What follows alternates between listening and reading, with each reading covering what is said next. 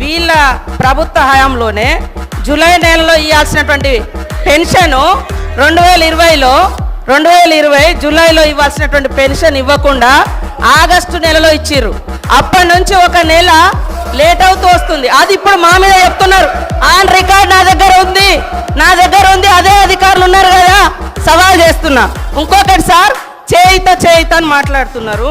వీళ్ళు 2018లో ఎలక్షన్ మేనిఫెస్టోలో మేము 65 సంవత్సరాలను 57 సంవత్సరాలకు తగ్గించి అందరికీ పెన్షన్స్ ఇస్తామన్నారు. 3.5 ఏళ్ళ తర్వాత 57 సంవత్సరాలకు పెన్షన్ ఇచ్చారు. అదే కాకుండా ఒక కార్పొరేషన్ చైర్మన్గా ఉంటూ కూడా చైర్మన్గా వచ్చే అలవెన్సులు తీసుకుంటూ 6,000 పెన్షన్స్ కూడా ఉన్నాయి. ఇవన్నీ నేను నిరూపిస్తా. మరి ఇలాంటివన్నీ మేము సరి చేస్తూ ఉన్నాం. మీరు అద్భుతంగా అబద్ధాలను మా మీద ప్రచారం చేసి మీ సంవత్సరం మీరున్నప్పుడు కూడా 30